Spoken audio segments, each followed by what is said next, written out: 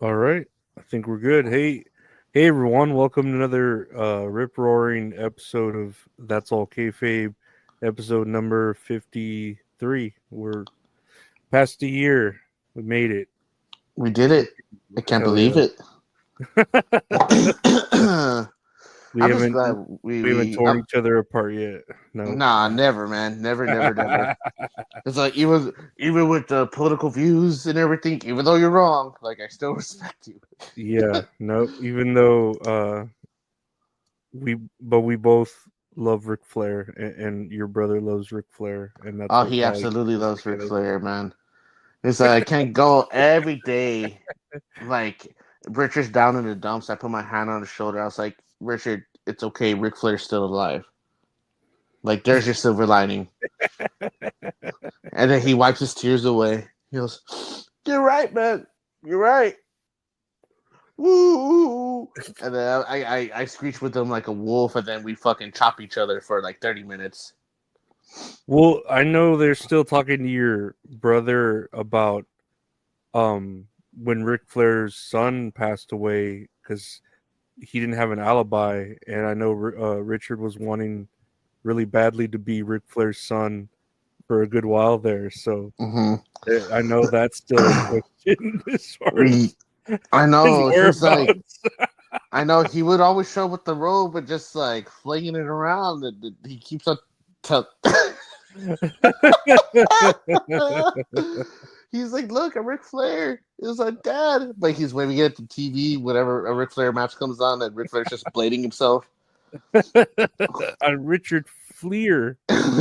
I'm Rick Signs. I'm,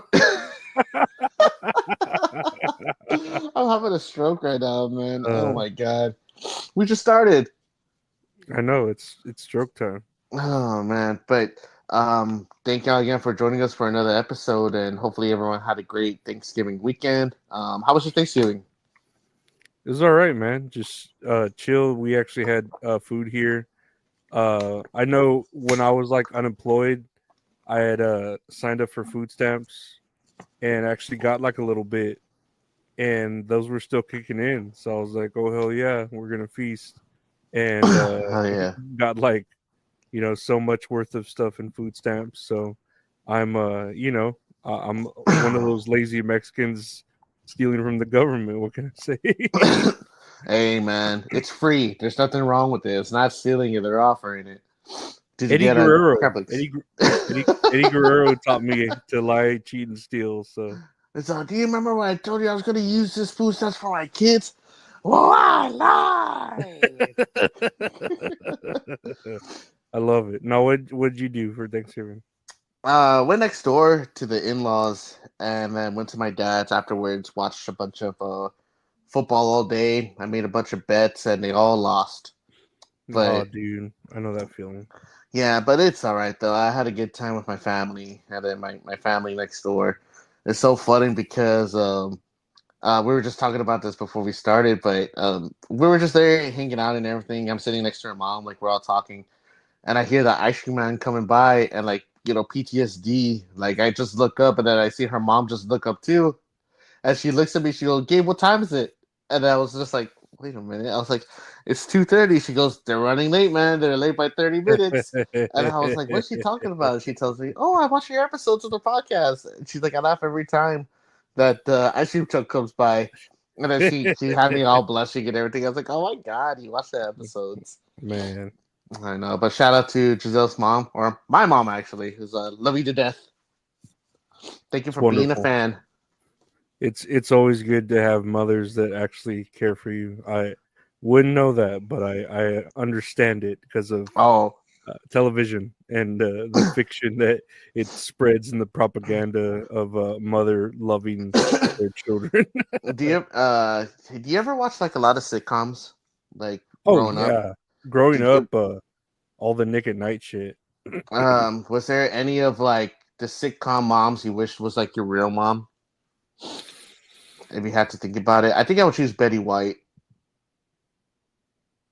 Betty White from like Golden Girls. Just in general.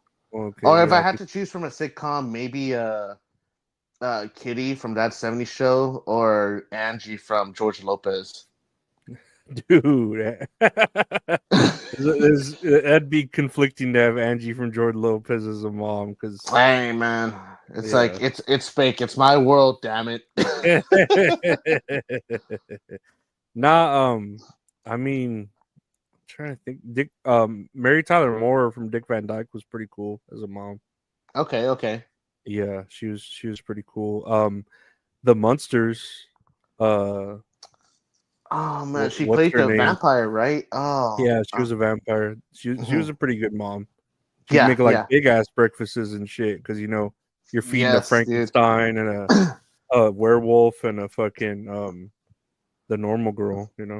Oh wait, no, the vampire was the grandpa, right? Was No, he a vampire too? they were both grandpas, or they were both grandpas. They were both vampires. They're both ghosts. They're both ghosts. They were both vampires because he was the grandpa to her, so she was a vampire, and then he was a vampire. Oh, okay. Or Those are good he picks, was her though. father, huh? Those are good picks, though.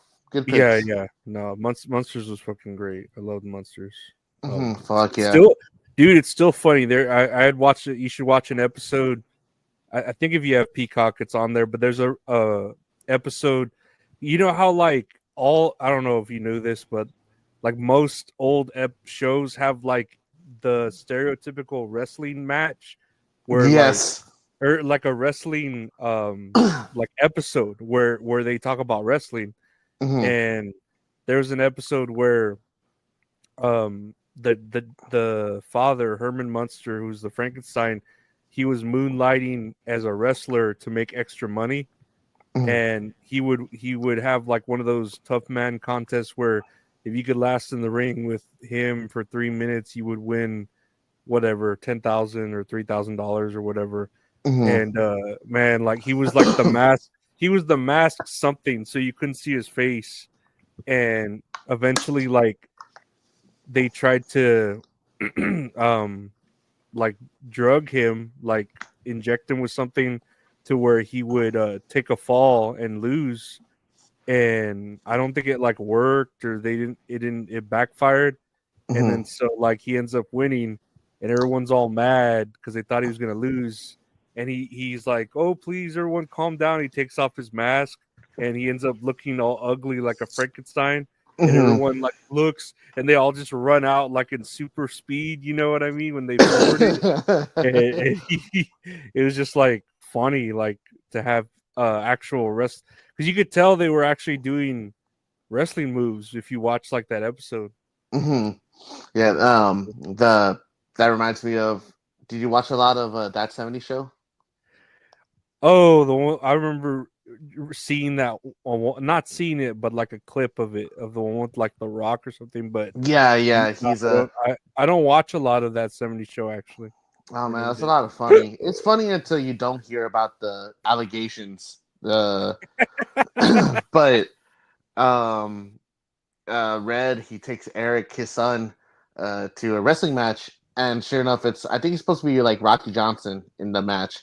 So it's a young Rock, like dressed up like his dad, whatever. Like, oh, I'm trying to get my son into wrestling. Like, is it okay if you could sign to support him? The Rock goes, oh yes. He's like, I'm trying to get my son into wrestling, and I'm gonna let you know, my son, he's gonna be the most electrifying man in all the sports entertainment. And Red's like, yeah, good luck with that, bud. No, it's funny how they'll have like a one episode where like a wrestling fan wrote it, you know what I mean? And they actually bring in like wrestlers or actually do justice for wrestling. It's pretty crazy. I know. I said like talking about it, like that shit's fake, right? Yeah, Yeah, the Undertaker, is he still alive? he was never alive. Like, he's always been dead. He's the dead man. So if you watch the show, you would understand, Theo. You would understand that his name was actually Kane the Undertaker when he first debuted. His name's Kane the Taker. One's Under, the other one's Kane the Taker. First name's Under, last name Taker. No, Hornswoggle lived under the ring. No, there's a tunnel that connects from the back to under the ring, and that's why you never see him under the ring. It's still real to me, damn it. Still real to me, They're like in a high school damn gym crying. it. Well, speaking of high school, no, I don't know. We had a paper or a PLE. I'm sorry, I keep calling it pay-per-views. Keep calling it WWF. We had a PLE last night as we're recording this on Sunday called Survivor Series War Games. Good old Holy shit. Holy shit. good old fucking what's his name? William Regal. I thought it was Professor Layton. Yeah, William Regal's back. Good old Professor Layton's back to tell us about working. I like making an obscure Nintendo character.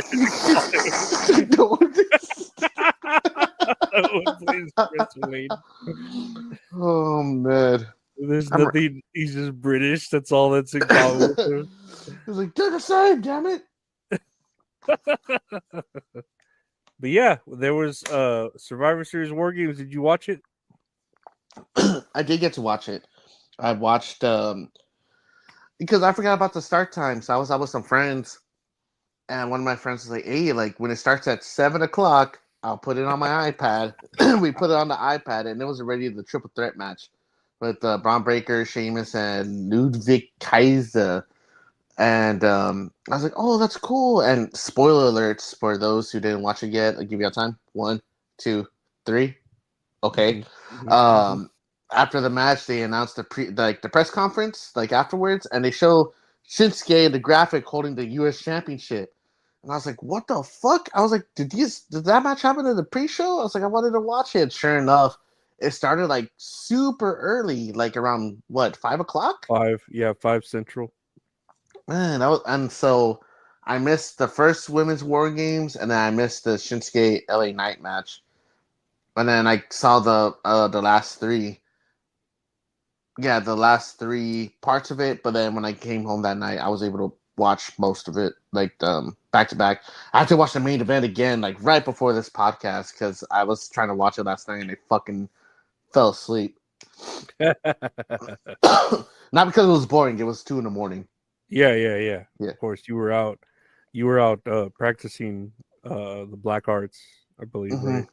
Yeah, it's called Yu-Gi-Oh! Damn it. I'm just kidding. No, it's magic. It's real to me, damn it. Well, what about you? Did you catch it? I did. I was doing schoolwork, but right before it, and then I looked up the time, and all I saw was 6 p.m. ET, and I was like, "Oh, that's 5 p.m. our time. That's a pretty convenient because I had just finished schoolwork, so I was able to put it on, and it was a good time. It was a good time to start a pay-per-view, at least for me that day, and I was able to watch the whole thing, chill, and then when it was done, it was like 8:30 or 9, so it didn't feel too late after. It was real nice, and then it was a short pay-per-view. It was just so many matches. I'm surprised it was like that short too, with having 2 War Games matches as well. Because the War Games matches at least are 25 minutes each. No, it was a good. I mean, did it have a women's? No, it didn't have a women's singles match. But I mean, you opened up with the women's War Games, so you got your fill of that. Yeah, man, I got a couple things to talk about with the women's War Games match, man. I will start first off. The first half of the women's War Games match reminded me of I tell you that feeling I get where you're watching kids perform and they're not hitting each other and they're not doing anything. So the first half was like that, where I was like, nobody's cheering, nobody's pumped up for it. It's like them, you could tell they're pretending hitting each other. And I remember the exact moment all that changed was when Liv Morgan came out and she brought that bat and she was hitting people for real with the bat. At least it sounded like it. She was hitting them hard with the bat, where I was like, ee, yes. And right after that, everyone started doing spots that looked like legit real, like where they were actually hurting each other. And at first I was like, it was like, oh shit, be careful with each other. But it really like changed the pace of the match when Liv Morgan came with that bat, and when she hit Rhea Ripley like in the back and in the side, like I was just thinking dude, that too. Like she it, was fucking hitting the shit out of her. yeah, where I was like, dude, learn to like fake hit her. Like it was like she's already injured. You're gonna injure her again. Mm-hmm. And that to me changed the pace of the match, where the crowd like they started saying like, what this is awesome or whatever. Like you could tell they started caring about the match, and from that it really changed. Like Mm-hmm. it picked up in action. I agree with you on that first half where like when they're like fake hitting each other. I mean, Mm-hmm. it's kind of hard to do in a war games match. I'll give them the benefit of the doubt because it's like there's so much communication going on Mm-hmm. because two rings, so many people in each ring, and it's supposed to be like a spot fest. That's what it's supposed to be. It's supposed to be a spot fest, and then they're trying to do it, but it's just like so awkward at sometimes because like the camera doesn't get it really well.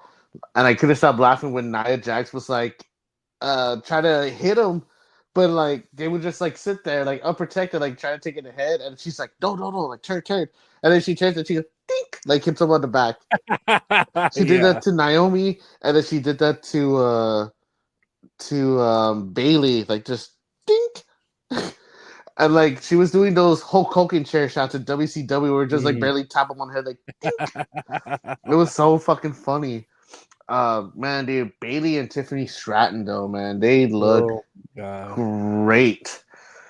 Oh my god. Ah. Bailey is like God, dude. She's bringing all that junk with her in that trunk, and Tiffany, yeah. Weapons too. I like, dude, for real. Right away, I think the two standouts for me in this match were Candice LeRae and Io Sky because, well, first off, that fucking trash can spot, the moonsault off the top of the cage while having a trash can on. And then Tiffany Stratton on the other side when she did her swanton. She has a really Yeah, good swanton. Like, yeah. and they caught her pretty well. Like they did that as safe as they could. And then on Mhm. the other side, I'm just like, fuck, I feel bad for whoever has to get that fucking trash can. And Candace, she was doing a lot of good spots and everything, but she was mainly taking them. She's a good seller. She's a great fucking worker, and I just want her to get more recognition for what she's capable to do. And it just breaks my heart because a lot of like the story is based on Rhea Ripley and Liv Morgan, and then that's where this whole fucking thing I'm gonna start complaining about. It's man, you could have had so many. I understand you're trying to continue building this feud between Rhea Ripley and Liv Morgan, but this shit should have ended like August, way months back, you know? And they're still continuing on with it, still continuing on. When Liv made her entrance at the beginning, I thought she was with Dominic, but it turned out that was Raquel Rodriguez. That's and her too. It's like she's supposed to be like a bodyguard, like for Liv Morgan, but man, she's made to look fucking dumb. And like she looked dumb in the match, and then for her to get handcuffed and to just look the whole time while Liv's just getting her ass beat, lived, lived, Liv. She looked weak, like this whole match. Besides with the baseball bat, I felt like Mhm. she wasn't able to get a bunch of stuff in. And I don't know about you, but if I was to get hit multiple times with a fucking baseball bat, I think I'm down and out for the count, like for at least like 20 minutes, like for me to at least like recuperate. But then Ray Ripley is just like, oh no, I'm just gonna go ahead and just do my thing. It's I if I you're think oh go ahead. no, I think, I mean, one, it's Rhea, so she's like pretty strong. She's there without, or she's there. She took off the eye protection, so that's a pretty big deal. Mm-hmm. So she's made to look even stronger, even though that's not smart. And then, yeah, Liv Morgan, I could see. I mean, it's like she was swinging that for real, so you could hear it Mm-hmm. smacking. But I don't know if she knows how to swing with a bat, and then she's like real uh petite and kind of weak. Hmm. I don't know. Yeah, it's like true, but it's also like you're the women's champion and you should Yeah, be made to look stronger. Like you have to depend on your whole crew to like protect you. And when it's just her and Rhea, again, like Rhea just absolutely obliterates her. And there wasn't really that many spots to be done. Again, Candice and Io and everyone else like did really, really good.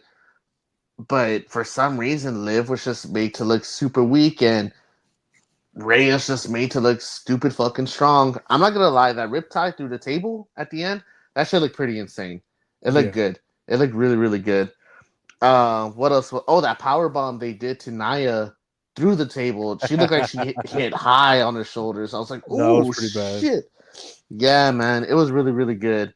Like you said, that first half was really slow, and then it really picked up toward the end. Cause I think that's like the running thing with these war games matches. It's like, because it's a big ring and you start off with two people and, there's a lot of area to cover and then slowly building up. Excuse me. But it's just this feud with Rhea and Liv where I'm just like, okay, this kind of needs to, wrap it up. I feel like they're still going to prolong this all the way to WrestleMania. It's like they already had their fucking blow off match. I felt like they should have had their blow off match right over there at fucking SummerSlam, when Dominic betrayed her. And you have so many other women on the roster. I feel like they could have replaced Rhea. Because it's like she's been out for not even like 3 weeks, I think, before she came back. And she's like, oh, like Yeah, I'm in a match. I'm like, dude, you have a broken orbital bone. Like that sounds terrifying. yeah. Undertaker had the same shit, but I mean, he's a dude. But he had that same shit when he wore that mask a long time ago. For a little while. When who was it? Mabel fucking broke his face or something, slamming on it. Yeah, he like leg dropped him or something, right? And he Yeah, like yeah. sat on his face completely. Hmm.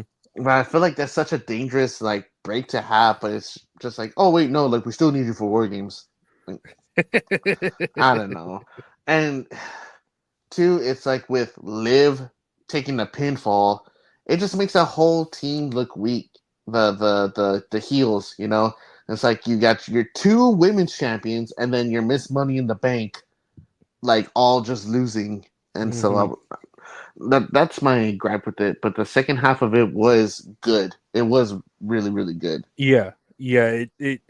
I swear that first half, I was like, "Oh, this is gonna be like a oh they tried war games match, but Hmm. like, and I thought, oh, this is gonna make their star rating like 1.5 or something with it, I but know. it really elevated like Rowdy after Liv came in and started hitting like with those real spots. Hmm. One of the spots that like really bugged me, I don't know if it was Candice LeRae that did like a lion salt onto Bailey Oh, like on the chairs, right? on the chairs, and she like missed it like 95% missed it, and Hmm. Bailey sold it like it was the worst thing in the world, and she was down for like 15 minutes like Hmm. after that, and I was like, man, this is this Yeah, is like arts man. and crafts with them, like they're really like fudging this up to where it looks bad, and Hmm. I felt what's the word, like vicariously embarrassed for them. But then, like I said, Yeah. after Liv Morgan came in and she was the last person, and everything started looking real, everyone was doing like, you heard the crowd, like they hit that toilet seat on someone's head and it Hmm. cracked, and Yeah. the I don't know, everything seemed like way more real after that. Yeah, man, I don't know who gave the kick. I want to say it was Raquel that Bianca Belair had the chairs, right? And she had it in her face, and someone gave her a big boot. Do you remember that? It was How probably she had, Raquel. yeah, that she had the chair up to her face, and she got the big boot in her face, Hmm. and it just collided Yeah. completely as she went on the floor. She like, I don't know if she legit got hurt or she sold it, but I was like legit. I kind of guessed like, ooh, that shit hurt. Yeah, But I that's know how it was that's that whole time. Yeah, but I feel like with every women's War Games match, like it's been like that, where it's kind of slow at the beginning, and then it just fucking picks up like that second half once that bell rings, you know. And I mean, it's cool, it's good, but like you said, that secondhand embarrassment from like the The botches and first everything half. happening. Yeah, it's like, oh man, like fuck, they missed that and they're selling it. Like, they have to. I understand they have Hmm to. hmm hmm So that's why I kind of just let it be. And there was another spot too when Io and Candice are on the top of the cage, and then I guess Io's supposed to come down and grab her in a power bomb, Yeah, I saw that, and and she then kind she of she missed it. let go. Man, I bet you that would have looked fucking gnarly. And I know Candice would have sold the shit out of that too.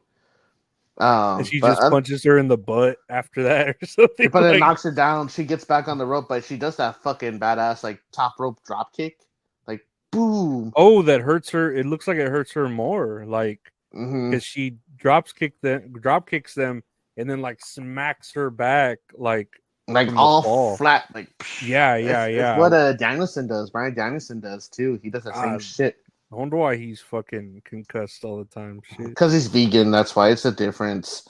Well, Uh, then he needs oxygen. That's why they keep putting a plastic bag over his head.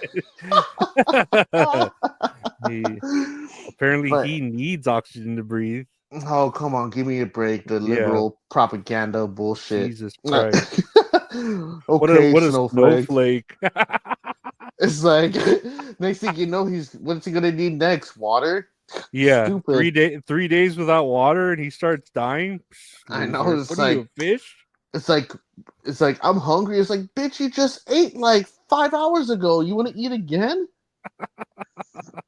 You're telling me you need to eat for 3 months or you start starving? Oh my god. It's like come Fucking on, give loser. me a break. It's okay, Sleepy Joe.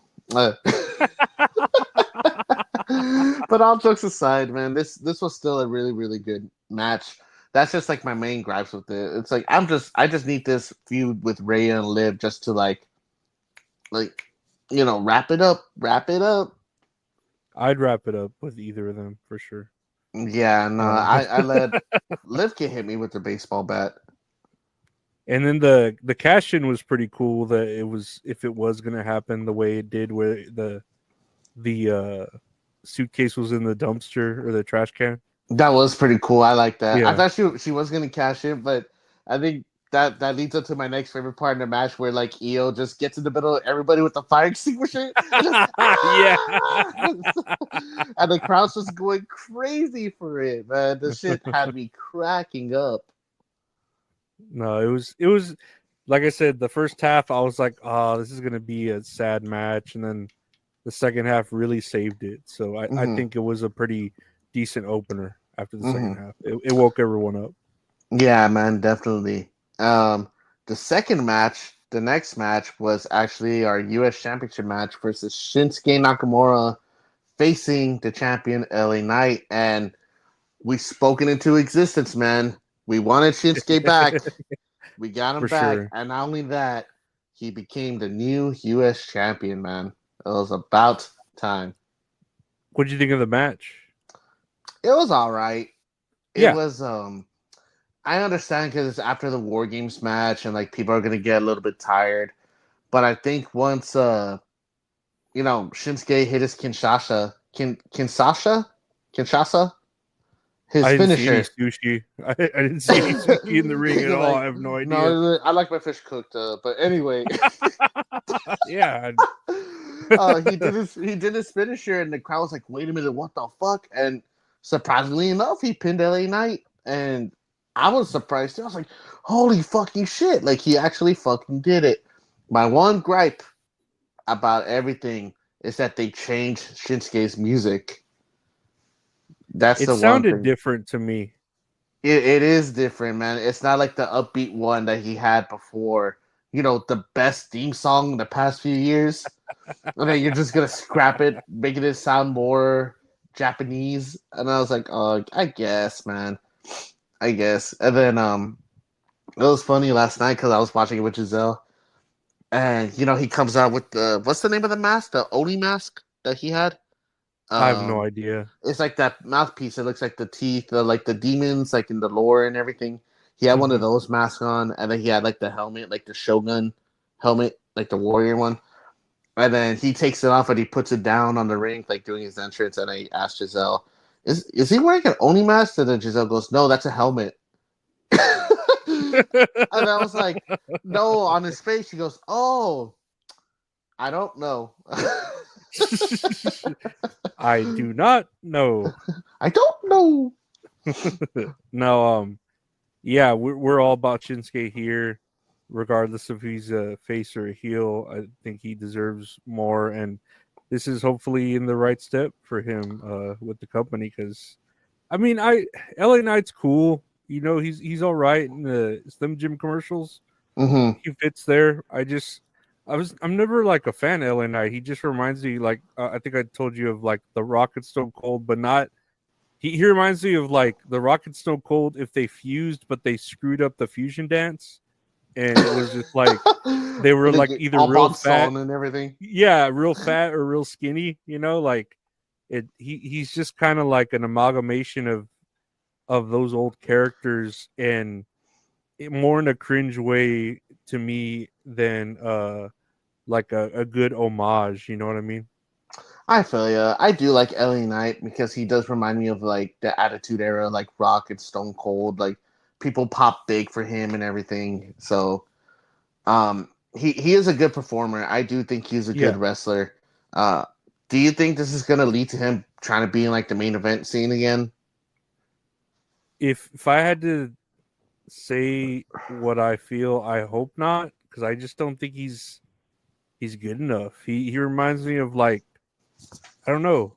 I don't like one. I don't like his special, and two. Every time he tries to do that like superplex shit, it's like he always messes up a little bit, and he jumps up to the third rope, and he like limps a little. I don't know. I feel like I hope, and I hate to say it, you know, because maybe he does deserve it, but it's more of a like an Austin Theory thing where they bring him back down and put someone else. Like there's such a big roster of people, like someone else deserves that spot, you know. Like I think things are gonna change once in the new year coming around when it goes to Netflix. Because from what they said too, is that SmackDown is also gonna be 3 hours. So if that does happen, I feel like a lot more performers are gonna get more screen time, which is good, man, because they got such a big roster. They really do. Because I never realized there's only so much you could do within like a 2 hour time limit.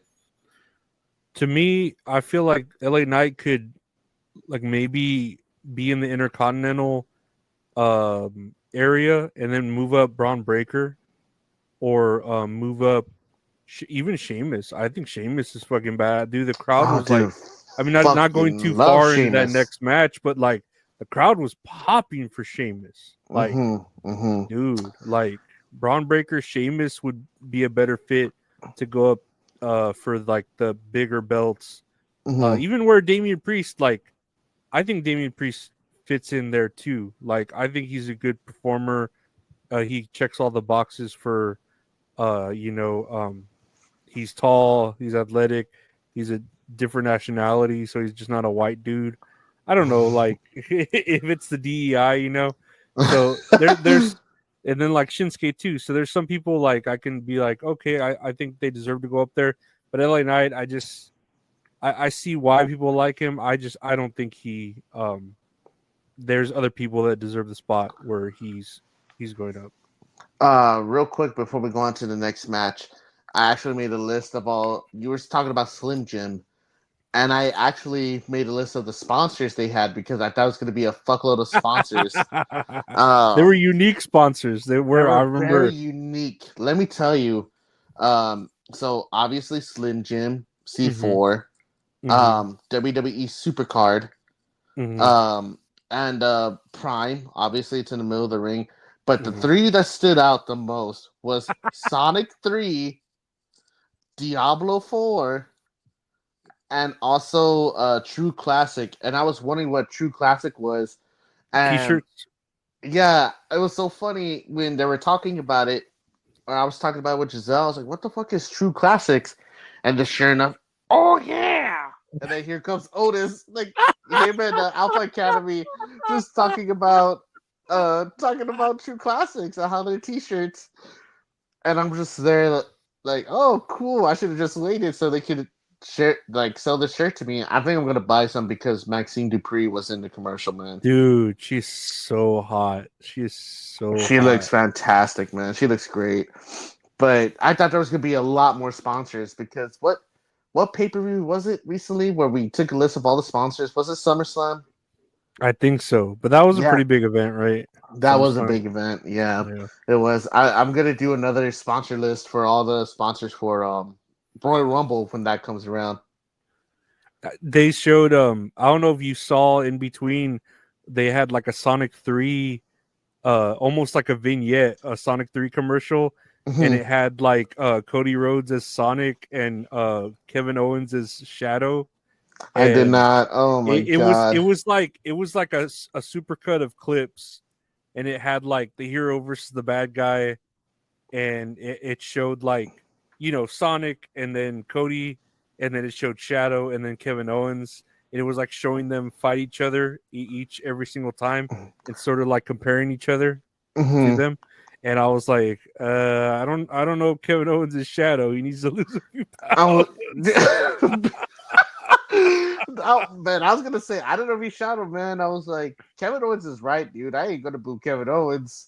Kevin Owens is more like Dr. Eggman. If I had to fucking Shit, compare him damn it, to dude. anyone. No, I can't say anything about his weight, man. Like I know, and that's me too. That's me shit. talking shit about a fat dude, and I'm like, you're fucking overweight as fuck, you know? Oh shit.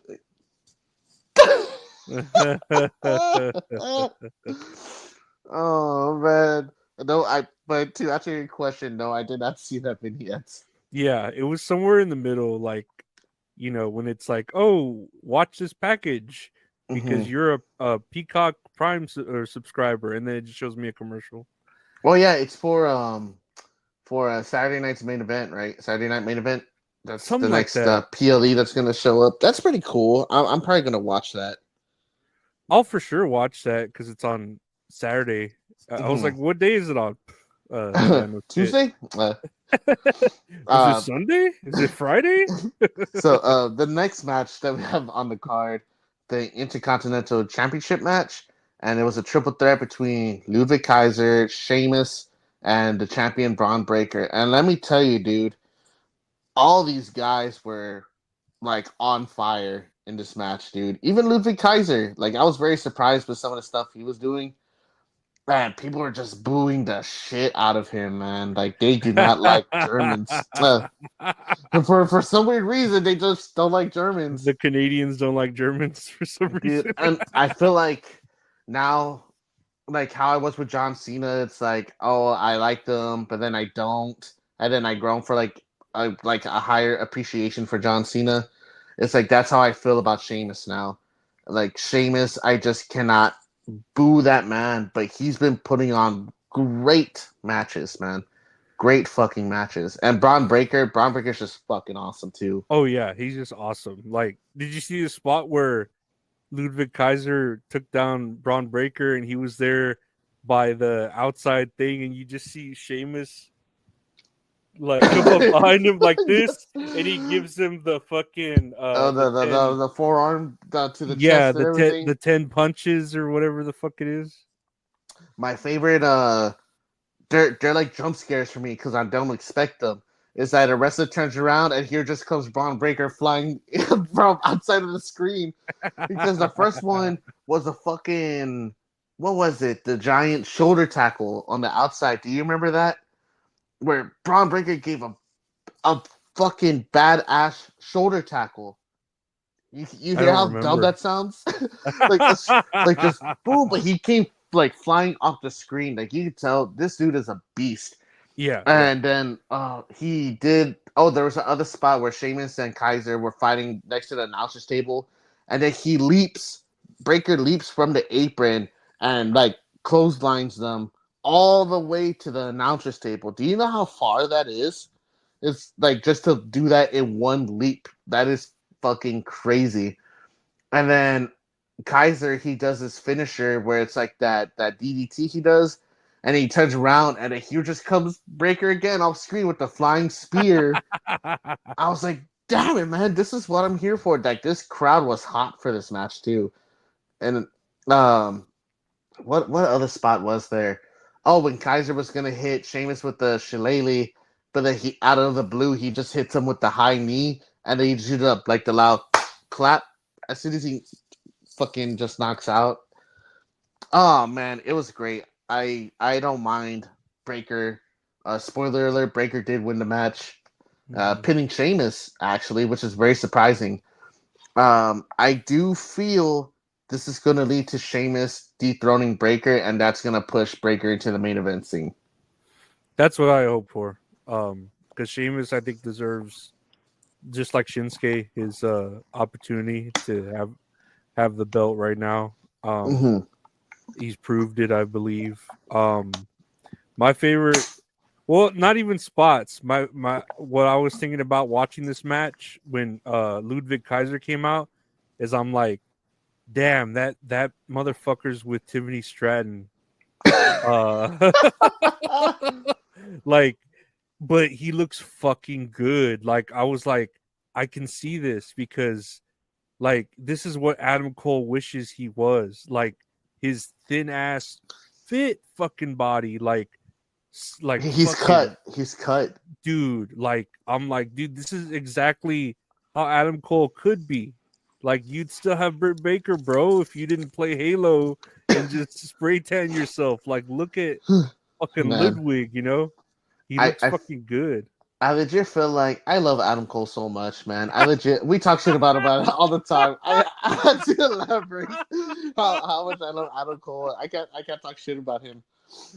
But I feel like when he was in NXT, man, it's crazy how much of like a downfall in his stock like just came when he went to Yeah. AEW, because it was such a big thing that he went to AEW because he debuted the same time as Danielson. And like those were both the biggest pops of the night. And I really don't think it's Adam Cole's fault because, unfortunately, like the injuries and everything, but he doesn't have that same physique that he had in NXT. I feel No. like if he were to have stayed in NXT or WWE, whatever, like he'd be one of the biggest superstars in the world right now because he could talk, he could fucking talk, he could wrestle, like he's like the whole package. I feel like if he was still with WWE, he would have been cut like Finn Balor cut, like slim, but just like the muscles are like protruding, like cartoonishly. And Kaiser has that. It's so Dude, crazy. I was thinking Kaiser the looks same thing good. too. I think when he was roaming around before he got speared by Breaker, like toward the end of the match, I was like, damn, like he has muscles on muscles. Like that's crazy. Tiffany Stratton. And then I I Man. also thought of what's his name? Fucking Braun Breaker being like, Sheamus, you're fat, Sheamus. You're fat. Fat, fat. I get 6 days of the week. He said, there's only 7 days in a week, fella. He's like, I know what I said. No, that's all I thought this match. Otherwise, it was just a good match. It was a good triple threat. They did a few like no DQ spots that I were like, I don't think this needed to be. Of course, 3 triple threats or no DQs. Mm-hmm. But I didn't think it needed to be in it, other than like the shillelagh. But it just made either, well, it made Sheamus just look stronger that he could take a fucking shillelagh hit, not give a fuck, you Who know. was the one? I don't know if I'm pretty sure I just blinked when it happened, but who brought in the chair? I think what's his name did Kaiser, because he had brought in a chair and he put it on the turn. You know when they put it like Oh, they in jam in between the ropes. yeah, they jam it in between the top and second rope, and he was there like slowly putting it in there, and both of the dudes like stood behind him waiting for him Mm-hmm. to turn around, and he looks at the crowd like, oh, I'm smart, and he turns around and they're both there waiting for him, and Oh, he's like and then they beat the shit out of him and okay. throw him out or whatever, and they both I start guess fighting. I missed that. I think he went to go get something to drink or something. Because when he speared into the chair, I was like, "Oh, where did that chair come from?" I just thought they forgot about it in the last match. I thought it was going to play a bigger part at the end. Like, I thought, I actually thought one of the other guys was going to win because Breaker was going to like, um, accidentally hit that chair with a spear and then like take the fall and then, but no, Oh it yeah, turned that's out, when. Yeah, he yeah, hit the chair, and then Sheamus gave him the bro kick, and he wasn't gonna kick out, but then Kaiser pulled out the ref. yeah. Uh, There you go. Yes, and then That's where I thought it was going to end.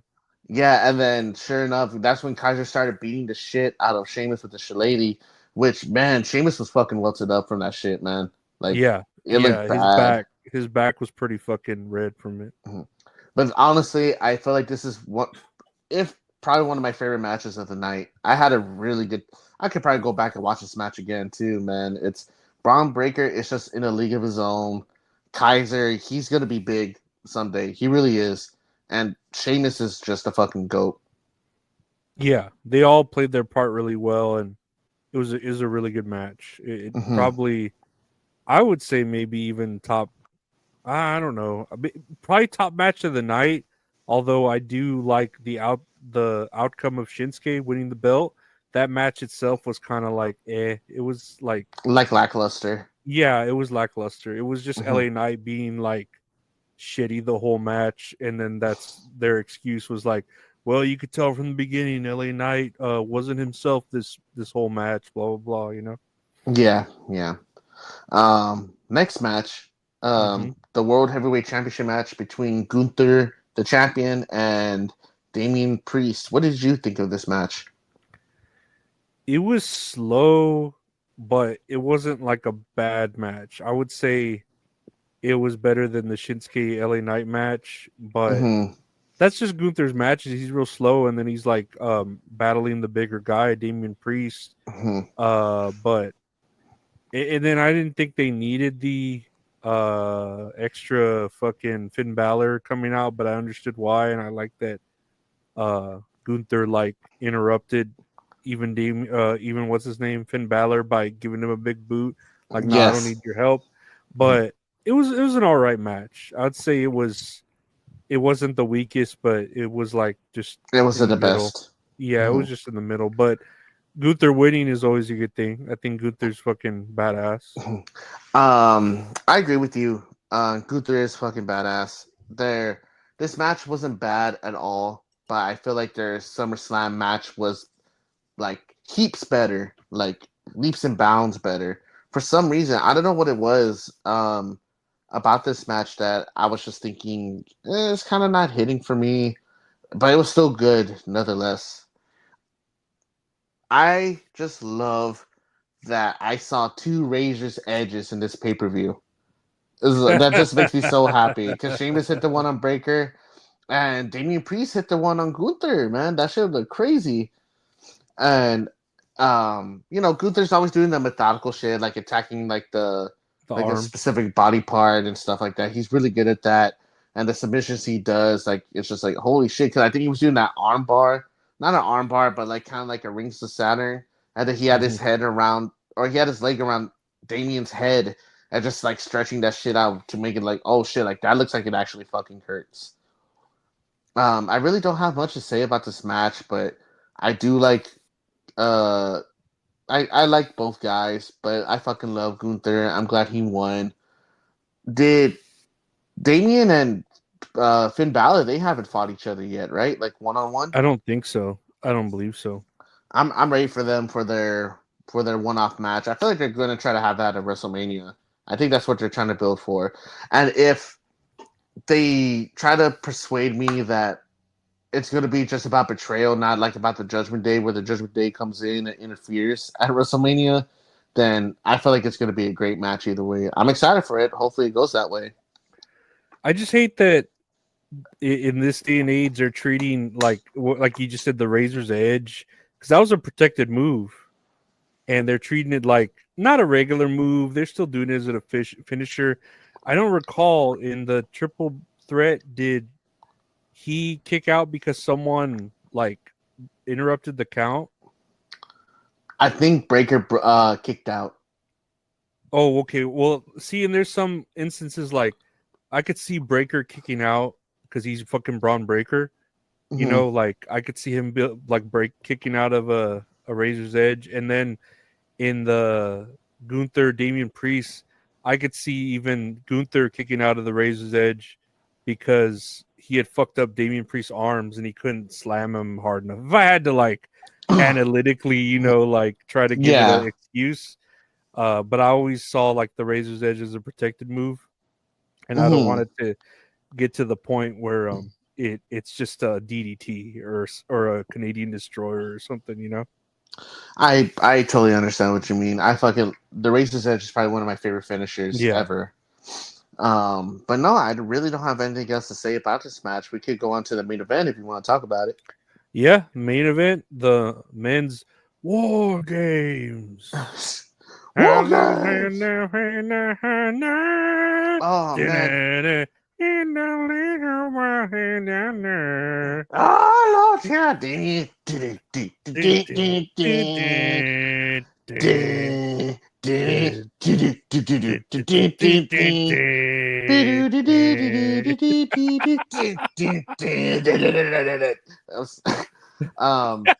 That's I exactly how it went. Yeah. dude, before we talk about the main event, I hate that War Pigs was a different variation for this pay per view.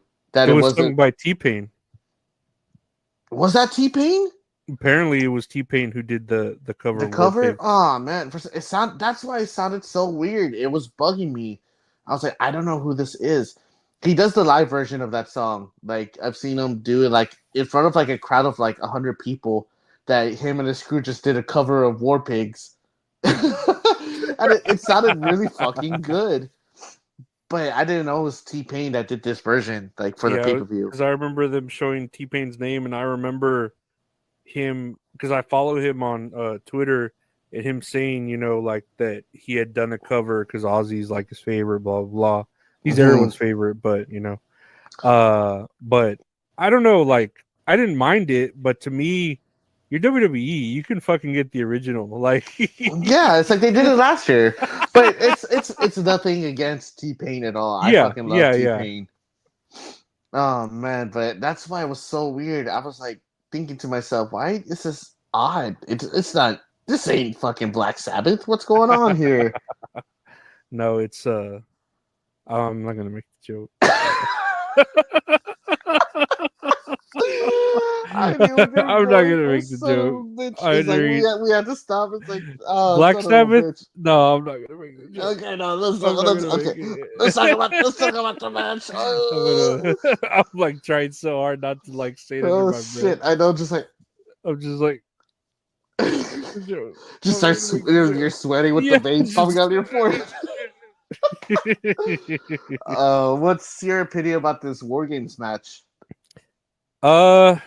It was all right. It was better than the women's War Games match, especially starting off. And I like the story more than the actual match. The whole because I think my niece had walked in during like the main event, and I was letting her know what was going on, and I was like, "Oh, and that dude right there, he's CM Punk. He made a deal with the manager to get one favor with that dude, and they're not working together, but they end up helping each other." So like the story was like better to me than the actual match itself.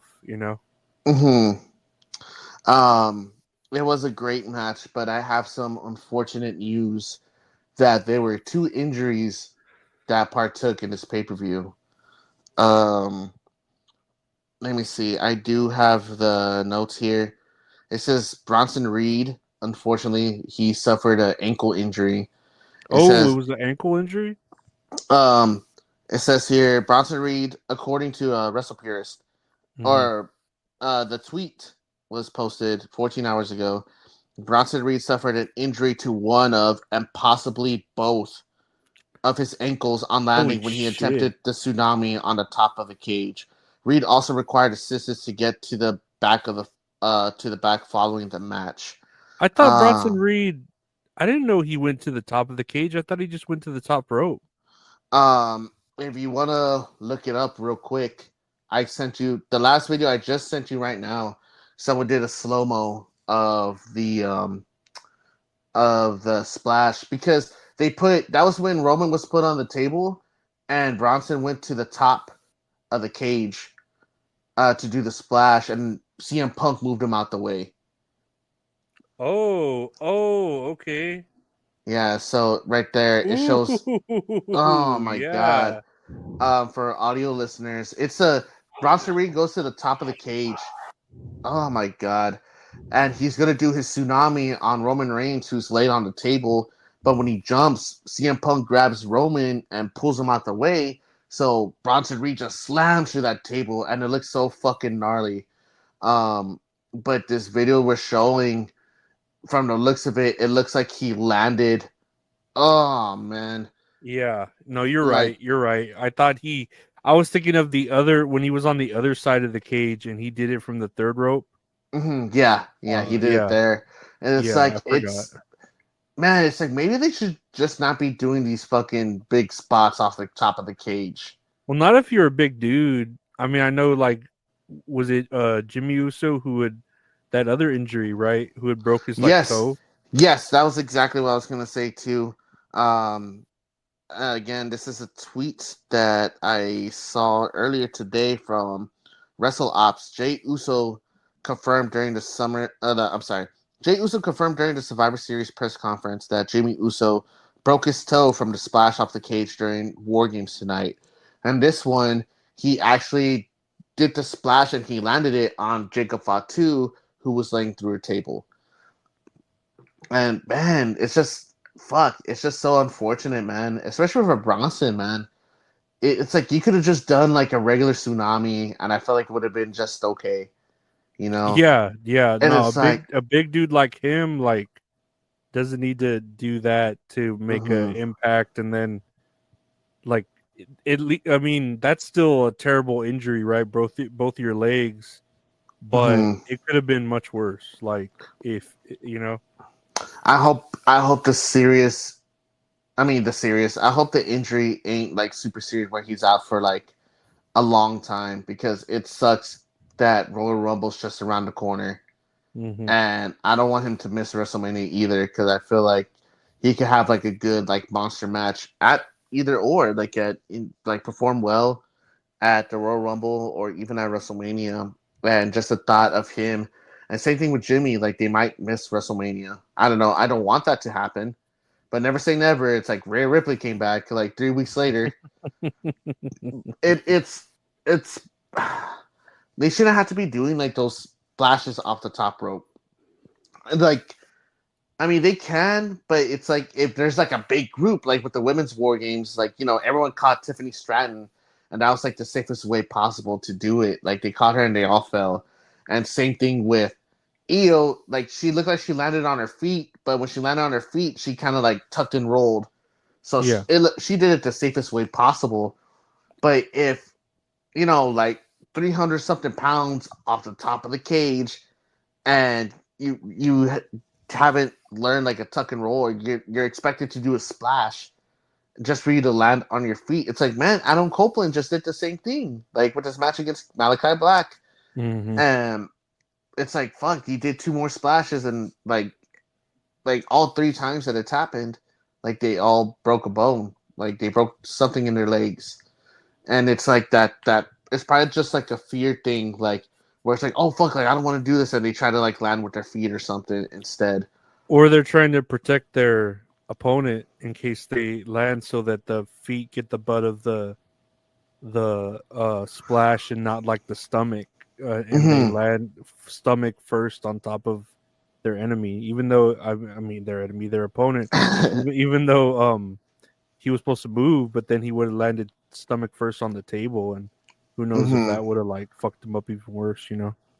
Yeah, man. I just hope they have a speedy recovery, and hopefully they don't miss WrestleMania. That's the one thing I don't want. But other than that, the match was really, really good. Again, it's the second half of the match that was good, and I think it made sense that Roman pinned Solo finally. But it took all those fucking finishers to finally get Solo down. So it made him look strong, I believe, in the like toward the end. My one main gripe was that I thought somebody was gonna come out at the end of the match. Because do you remember everyone's coming out the cage and like the cameras were still rolling and everything, and like they pose in the ring, the fireworks go off, they slowly make their way out the ring, they hug Paul Heyman, they go to the front, and then they pose again. It took like fucking 10 minutes for them to do all of it, man. And then sure enough, it just cuts to black, and me and my friend were looking at each other like, why the fuck did they have to prolong that shit? I don't know why. I thought somebody was gonna come out. I was hoping someone would come out, but I wouldn't even know who would come out for it to make sense. You know, People were saying they were upset that someone didn't come out. who Looks could like have came out though? they were saying Brock Lesnar. They were saying Seth Rollins to attack CM Punk or some shit along those lines. Okay. And I was like, man, like, I guess maybe Seth just doesn't want anything to do with CM Punk, like storyline wise, or even in real life. Like, I guess not. But it's, I feel like it's just like a long stretch of trying to make something happen out of nothing. It's like Brock Lesnar is still in trouble with like the whole Vince McMahon trial, or maybe he's just like in hiding for the time being. Or he just doesn't care. Like he's got probably enough money. He doesn't need he could just hunt in Alaska and just fucking relax, shoot elk or whatever the fuck. Yeah, like get piss videos or He's got a tablet full of piss videos. He doesn't need anything else. Now, the one thing that scared me was when everyone was attacking CM Punk and Fatu went for his moonsault and he hit his knee. He was selling his knee all crazy. Yeah, I saw that. It turned out he was just overselling. Well, not overselling. He was just selling his knee really fucking good. I thought he legit fucked it up because he was doing that like rope moonsault and he like tripped up and fucked up. I thought he like his knee gave out on him or something. Nah, they said he's okay. And I was like, oh, thank God, man, because I love Jacob Fatu, man. I can't. It's we don't need another injury. But other than that, the match was really good. I really don't know what else to say about it because I feel like we said what we said about the women's WarGames match probably like applies here as well. But again, to like retaliate on it, I just hope Bronson Reed and Jimmy Uso are okay. Me too. We need more Samoans. I know we need more Samoans, damn it. We don't have enough Samoans. But is Bronson Reed even Samoan? He's named Samoan, right? At least he looks it, Yeah, and Sami Zayn too. He looks Samoan. But they had to make him honorary. Yeah, he was in that old picture with him and CM Punk and all them. They were old in the family. Yeah, dude, that shit's so funny, man. No, but that was WarGames. Trying to get it with the message. Just like bitches in Black Panther. Man,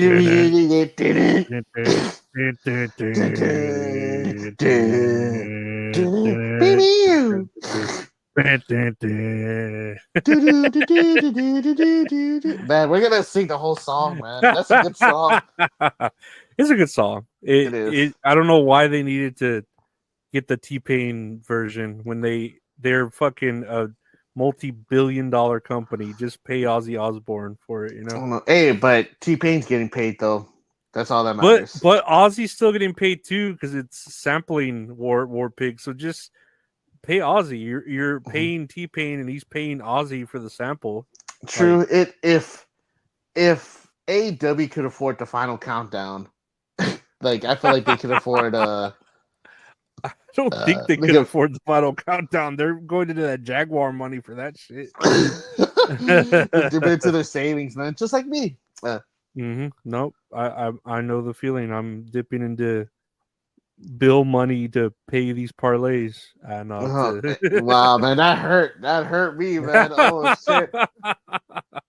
No, but I really am. I'm not even like trying to take aim at you. I'm like I need to call the 1-800 number. I have a gambling problem. Quit doing it, and then that's it. They hang up. I Oh, know. It's okay. like, give me money. Quit Like, it. yo, give me money. You're fat. You're fat, Seamus. There's a triple Oh man. threat. You got 33 to third chance with me Oh and man. Ludwig. But Ludwig Kaiser knows he can't beat me, so he can't even try. I think I was making some joke yesterday, like, yeah, I bet Tiffany Stratton eats Ludwig Kaiser's ass. What? What? Those Kaiser buns. It was like some sort of joke like Oh, that. Kaiser rolls, right? Kaiser rolls, yeah, those Kaiser rolls. Oh, But I wouldn't doubt it because, like, he looks like he would get it eaten by her. You know what I mean? Like, hey man, that's cool. why? I don't even think that's a joke anymore. It's just I don't know what's saying going it as a on. statement. Yeah. What's happening? Oh, yeah. Never mind. But no, he's with her, right? So that's Mm-hmm. man, like, good for him. You know, He's winning in life. Good for him. good for him. Go on. Past WarGames to let's see here what we have. ESPN ranks the top 30 best pro wrestlers under 30 in the world today. We will go over this list real quick and see who it is. Number 1, Dominic Mysterio. Okay. I see it. I'm gonna go backwards because it feels weird going. So we're gonna start with number 30. Let's start. We already know number 1, but let's start number 30. Mm. Yuma Anzia. Okay. Do you know who that is? I don't know who I sure don't. that I think a lot of the like the Joshi wrestlers or Japanese wrestlers, I'm not gonna know who they are. is. Yeah, let me see if I can look that up. Yuma Anzia. Yuma Anzia. AJP. Anzai. Yeah. All Japan. Oh, they don't have pictures. Oh, it's a dude. Oh, Okay. okay. Cool. Yeah, he was probably in that zombie show. All of us are dead. And I don't know. Number 29, Dragon Lee. Okay. I know him. He sounds familiar. I like Dragon Lee. Number 28, Shun Skywalker. Well, man, that's kind of a badass name. Skywalker. Wrestler. Yeah, let's see. Oh, what? Is that his getup? He looks pretty cool. Huh. I never heard of this guy. Looks like a fly, his fucking mask. He does look like a fly. I was gonna say the fly. Whoa. Let's not copyright infringe. He doesn't look like the fly. Jamie Hayter, number 27. Okay. I already know there's something wrong with this list because number 26, Julia Hart. Jamie Hayter is Above Jamie Julia Hayter? Hart. That's bullshit. Yeah, that is bullshit. I call bullshit there. 25, Utami Hayashishida. Huh, I never heard of that name. I never heard of them. Oop, I am one key off. Wrestler. Okay. Oh, she's pretty. Mm-hmm. She's got kind of a manly body form. She's pretty. A manly body form. She's a pretty man. Or a handsome woman. Gabe Kidd. Do you know Gabe Kidd? I do. He's in New Japan. Okay. He's coming up. That's good for him. Number 23, Yuma Aoyagi. Aoyagi. Man, Aoyagi. I feel like I'm just saying random words. Another dude. Oh, we need more dudes, don't we? Okay. Oh, I've seen this guy. I never knew what his name was. Good for him. That's good. 22, Logan Paul. Yeah, I think he should be a little higher up, but okay. Yeah, man. Nah, okay. 21 is Wheeler Yuta. You're gonna have Wheeler Yuta above Jamie Hayter and Gabe Kidd. Oh, and Dragon Lee, that's kind of doo doo. Yeah, no, he should be 30, maybe Oh Wheeler. man. Uh, Number 20, Roxanne Roxanne Perez. Perez. Okay, that's good. I think she should definitely be higher. I just don't like her with. She's the one Or right now Jade. with. I thought who's the one with Liv Morgan. Oh, Raquel Rodriguez. Oh, okay. I don't know why I thought that was her. Yeah, never mind. Um, Roxanne Perez is fine. Uh, Number 19 Mascara Dorado 2.0. 2.0. Holy shit. Let's see. Let's see if he's leveled up enough. Man, like Oh, he looks man, cool. he does look cool. Yeah, like a Turbo Power Ranger. my Rainbow Fit Power Rangers. Did Mascara it. Dorado Did 2.0. it. Power Rangers. Number 18, Tiffany Stratton. Okay. 17, Hook. Yeah. Okay. Jordan 16, Grace is. Jordan Grace. Oh, I'm sorry. Yeah, number 16 is Jordan Grace. She should be definitely higher, I believe. Jordan Grace is good. She's legit got a whole franchise on her back or whatever with fucking With TNA. yeah. Oh, she's got that TNA all right. That solid muscle TNA. What do you mean? Like tits and ass. What? No, I'm just kidding. I know what you're talking about. Is that what it stands for? No. 15 Theory. I thought he was Austin Theory now, but okay. Oh, I guess he's still Theory. Well, I don't know. Maybe they haven't updated it. Yeah, this is ESPN, so they don't fucking know. Yeah. 14 Chris Statlander. Yeah. Okay. Okay. Okay. I agree with that. 13 El Hijo del Vikingo. Okay. Yes. Yeah. 7 or 12. I don't know. It's 17. 17 the opposite. 12 Kaito Kiyomiya. Let's see. Who is this person? Bless you. Yes. Kiyomiya. Yes. Another Asian dude. He kind of looks like Okada, right? Yeah, I see it right there for sure. Man, look at those. Like that's a suit, or is that just like a getup? It's That's a made for suit. something. It's a suit, and then like over him is like a get up, you know? Like the blue looks like a paper outfit or something. It looks so weird. It's kind of cool though. Yeah, it looks like it's for like a specific ceremony or something. You know how they are with their ceremonies. Yeah, a lot of his clothing. He kind of looks like a mixture of Okada and Tanahashi. It looks good. Yeah, no, he looks badass. Braun Breaker, number 11. I do agree. For sure. 10, Shota Amino. Okay. And you know another who that 10 is? though? I know who that is. Yeah, I don't know what company they're in. It's probably in New Japan, but they're pretty good. Number 9, Daniel Garcia. I think so too. Daniel Garcia's good. He's getting better and better. Okay, this is where we get into the nitty gritty, man. This is where I start fucking swinging. Kyle Fletcher, number 8. I guess. I mean, I put him on this list, but I don't know about the top 10. Especially number 7, Jack Perry. Oh my god, man! Tell me about Bland, dude. God.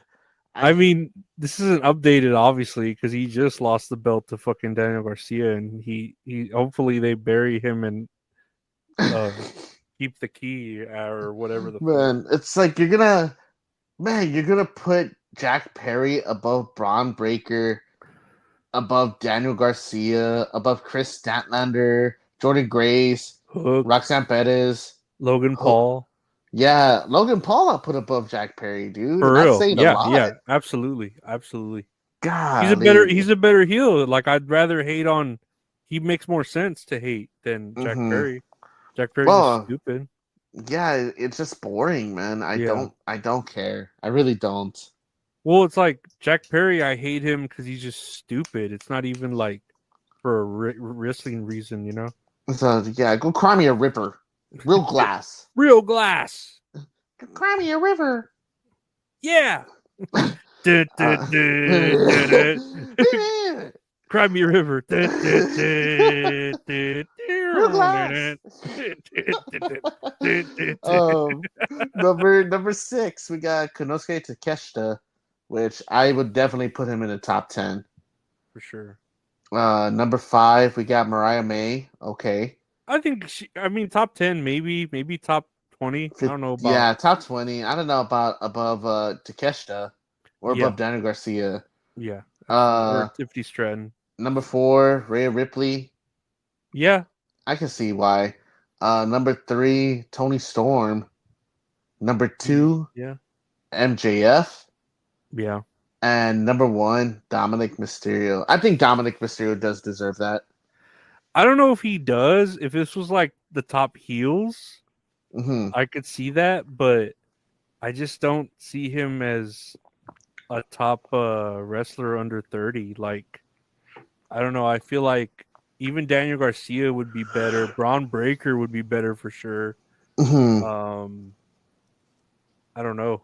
I don't know. I don't see. I could see him being in the top 30, but not number 1. I would put MJF before him, even though MJF stock has declined like Rowdy. I still wouldn't put Dominic Mysterio number 1. I had to look up something because what I was wondering, why is Willow Nightingale not on this list? And I'm not saying anything, dude. We just talk about the news. I'm just kidding. Nah. She's 30 years old. Okay, I guess. I guess that's why it's under 30. I didn't know MJF was under 30. 29 and 3/4. Right. Get it straight, Mark. I see how old MJF is. Yeah, just MJF age. I'm gonna go the long route. How old is MJF? 28. Oh wow, man! I'm older than MJF. Fuck. I know. Me too. Jesus Christ, man! What are we doing? Where's DDP? Why is he on this list? Man, just to tell you this bullshit propaganda. I tell you, bullshit propaganda. Dave Meltzer with his star ratings.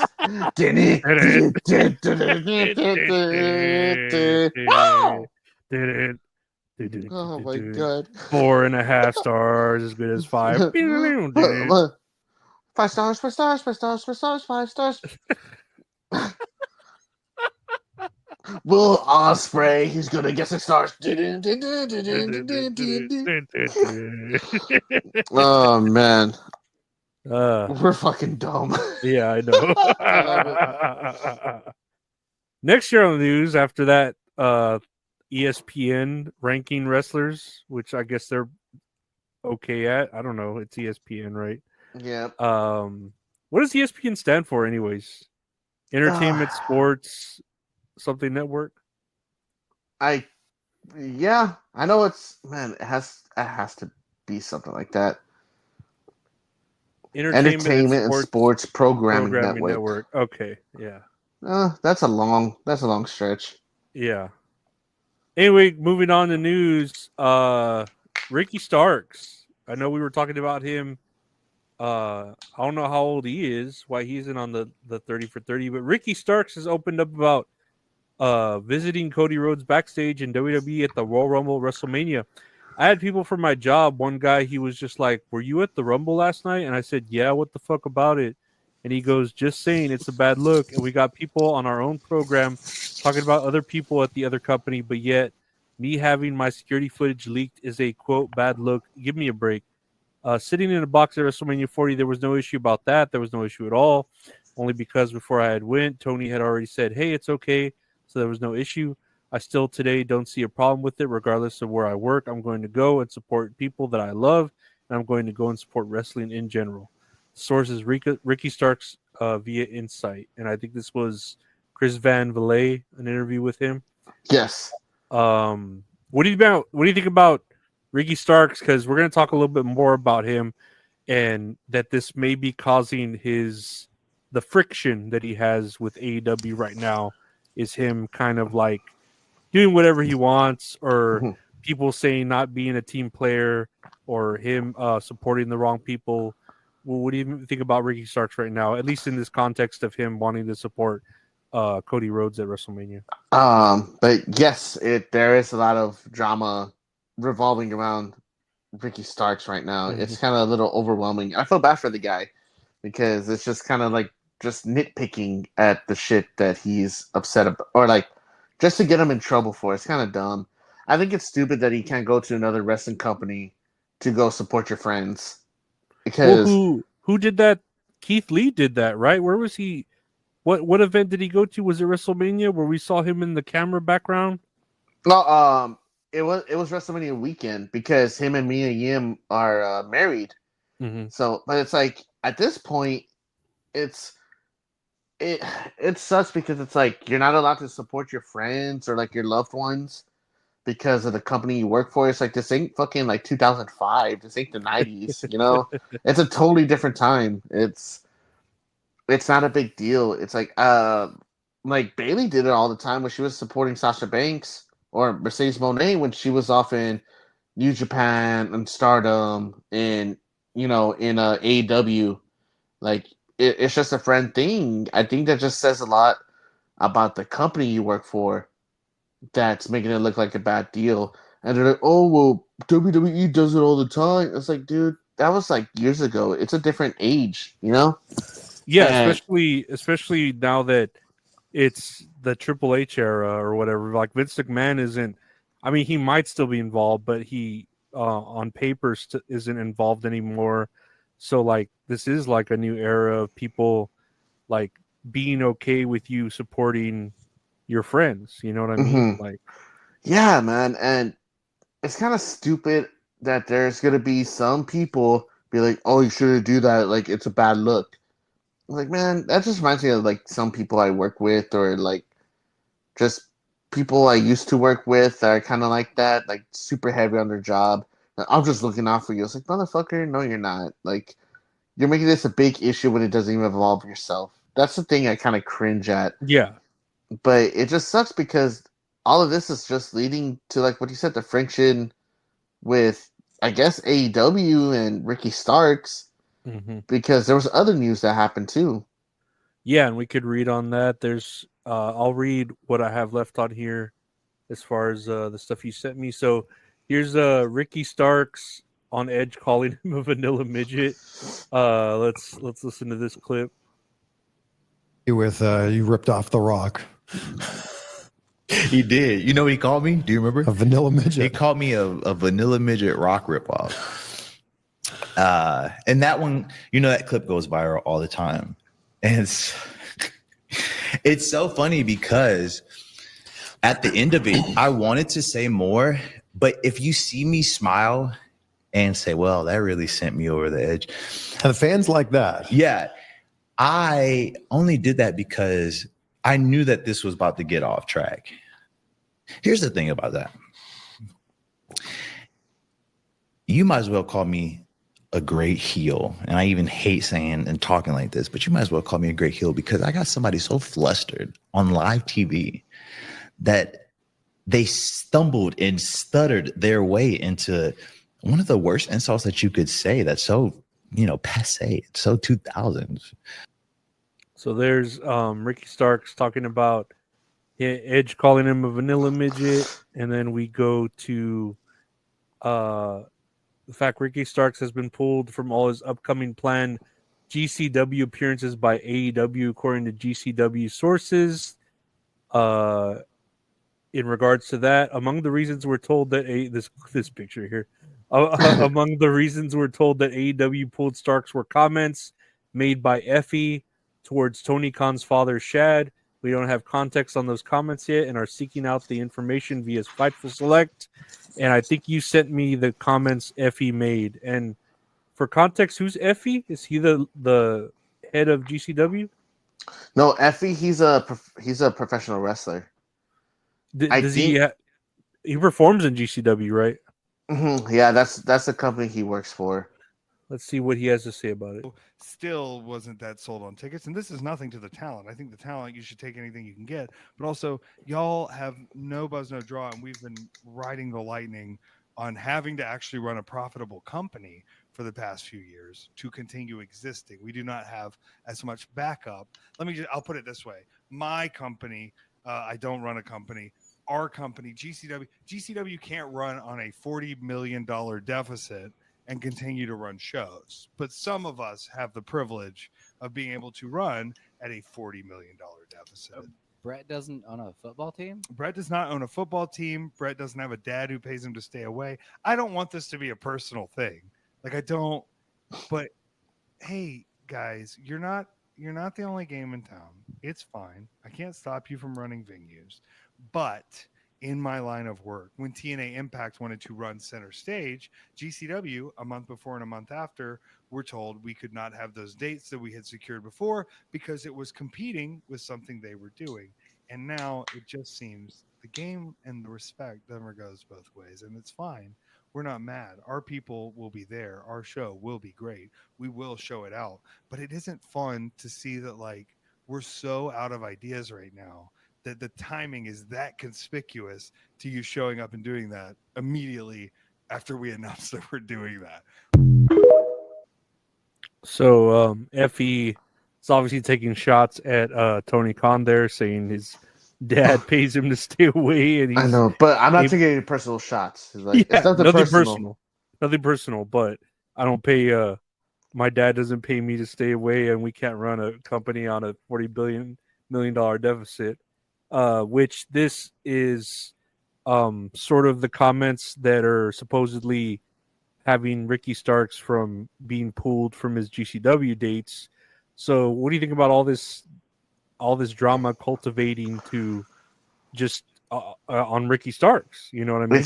It's just weird, like how all these things are just leading up to, like, they're all like intertwined with each other, but it's just like a domino effect. Thinking like, oh, it's because of this reason, because of this reason, because of this reason. And overall, it just has me worried about Ricky Starks in general. Mm-hmm. So it's like, he's voicing his frustrations, like, obviously, because he hasn't been used in months. Like, we talk about it. I feel like we talk about it like at least every episode for like the past 2 months. Like, where's Ricky Starks? Where's Powerhouse Hobbs? Like, Mm-hmm. like where the fuck is everybody? And it's just super convenient how he went to GCW. What was it, last week? And he cut that promo that saying like, "Oh, I'm 34, I still look good, and I could wrestle, whatever, blah blah blah." And then he's pulled from every other GCW show. Yeah, that's too coincidental. Yeah, and they made it seem it was because he was voicing his frustrations, like either at GCW or on Chris Van Vliet's podcast. That might be a reason, but it's just like super convenient that also Effie talked shit about Tony Khan and his dad, but he's not making it personal. That he did all that shit to, and it's just like this giant domino effect. It's like, okay, like we're just gonna pull Ricky Starks from his shows, but then that falls on Ricky Starks too. He's like fuck, like I just want to wrestle, like I want to perform, I want to do this, I want to do that, but the company that he's working for is like preventing him from performing, and it sucks, man. It sucks for him because I miss seeing Ricky Starks on TV. He's a fucking great wrestler and he's a good talker, and it's just so inconvenient how this is just all falling back on him. Do you think this is kind of part of his plan? I mean, I know it's not like getting pulled. I don't know if it's part of his plan getting pulled from GCW, but do you think he's going the route of like the squeaky wheel gets the grease, like where he vents his frustrations and maybe AEW is forced to like, fuck, we got to find room for him because he's going to like keep talking shit if we don't, Maybe, because I know it's like if we compare this to like the real life, like in a work aspect, like you've had coworkers that are like, oh, I'm gonna quit anyway, and so they just stop giving a fuck, or they want to try a bunch of stuff like to get fired, so that way like we see it happen like bunch of times. And I do feel like maybe he's trying to do the same thing, but it's just so inconvenient how all these events are happening. And it's just so weird for Effie to be making those comments because from what I've been reading, is that a lot of GCW wrestlers don't know when to shut the fuck up about stuff. So and it's been getting them in trouble. I forgot the name of the other wrestlers that they were talking about, but Effie is just like a recent one, just talking shit about AEW and making it personal, talking shit about Tony Khan and his dad. Mm-hmm. So I totally understand why Tony Khan's going to retaliate, on this whole situation. It's just so weird, man. Like how Ricky Starks is just getting the shit end of the stick of like everything that's been happening so far. And like the same thing, like with the Edge stuff, like it's just so weird for him to, to cut this promo on Edge, and then for him to just make that weak ass comeback, Yeah. And not only that, it's like I agree with Ricky, like that's just like so passe. It's so 2000s, like, but it's like everyone's like, oh, he called him a vanilla midget, holy fucking shit, and like Ricky Starks gets in trouble for it. Like you let your wrestlers have like this freedom. We know you give them freedom. You gave the freedom to Bobby Lashley. You gave it to Mercedes. You're giving it to MJF. You're giving it to Copeland. It's like to Moxley. Like everybody's has it, but it's like, oh yeah, I'll give you freedom to say whatever you want, and then fucking, Ricky Starks gets in trouble for it. Yeah. Fucking like How dare you MJF. say that? Yeah, and it's like MJF said a bunch of worse shit before, and he's still in the company. Like he's still having pay-per-view matches. Like literally, you've had wrestlers do way worse things in your company. Chris Jericho, like I didn't have to say anything about him. Like the name speaks for fucking self. But it's like, man, you have him on at least like every fucking pay-per-view, or it's like so.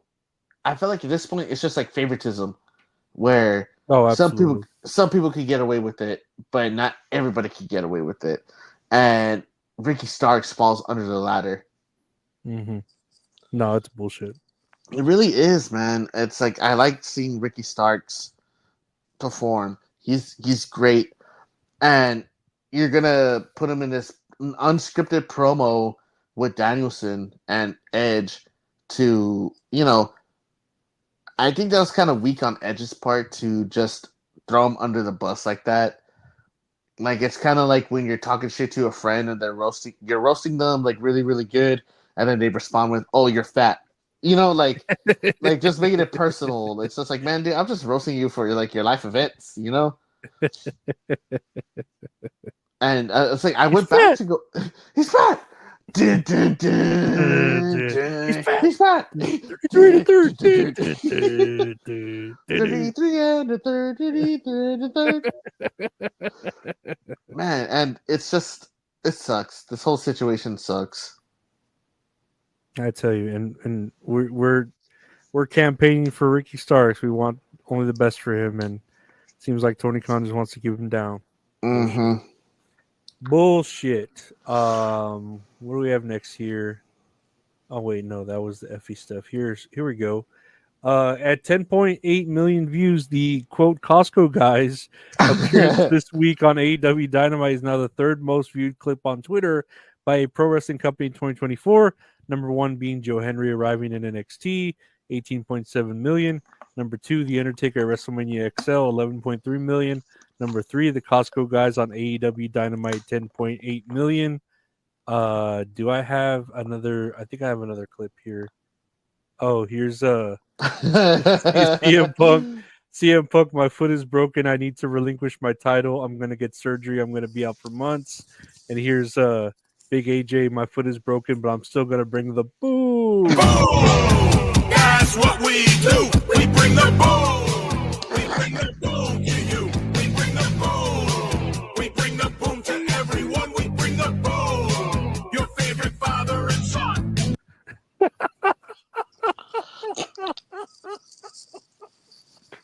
You wish you and your father had a theme song together? Oh man, I think it's just the War Pigs by Black Sabbath. We bring the boom to everyone. Did it? And there's Double boom to chocolate chunk bring. chip cookie. Did it? Did it? Big boom. We bring boom and doom to everyone. Oh my god. And then here's another edit here. Let's see. Oh, this one. Hey, you told me you've been waiting 20 years to get me in the ring. I've been waiting to get you in the ring since you tossed the double chunk chocolate cookies.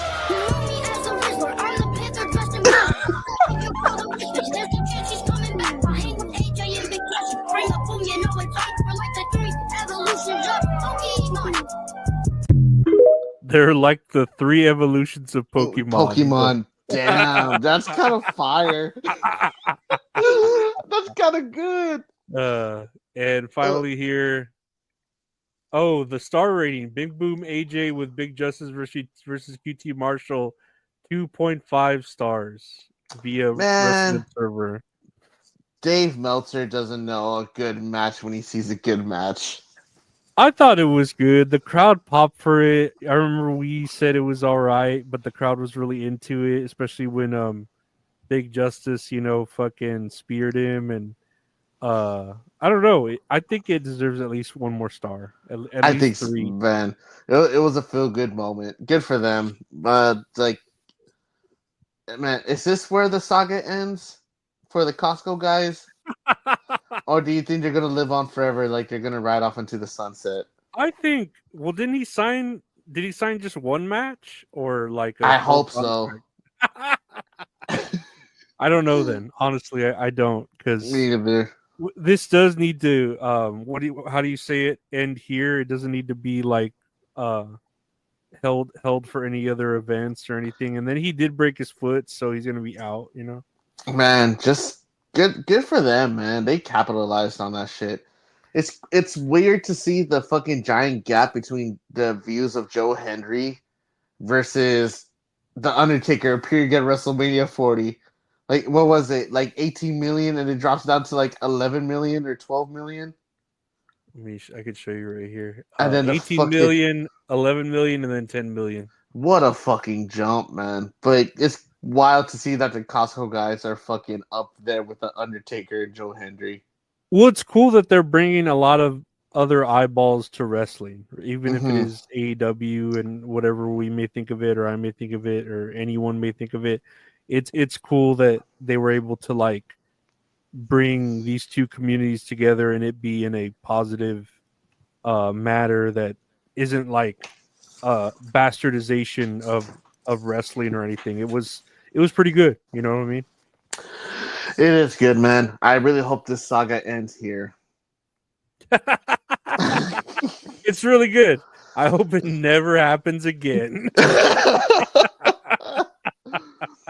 Oh man, it's crazy to think that the saga ended faster than Ray and Liv.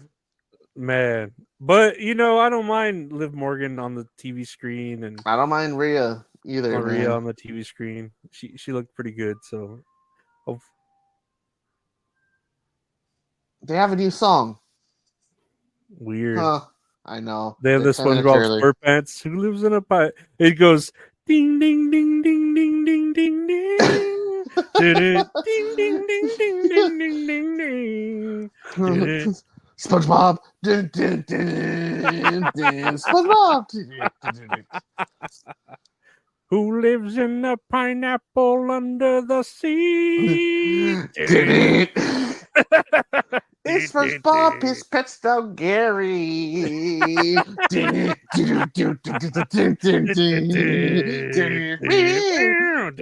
Oh man, this is how we push viewers away. This is the show. That's all the show is. I love it. I love it. What's next here? WWE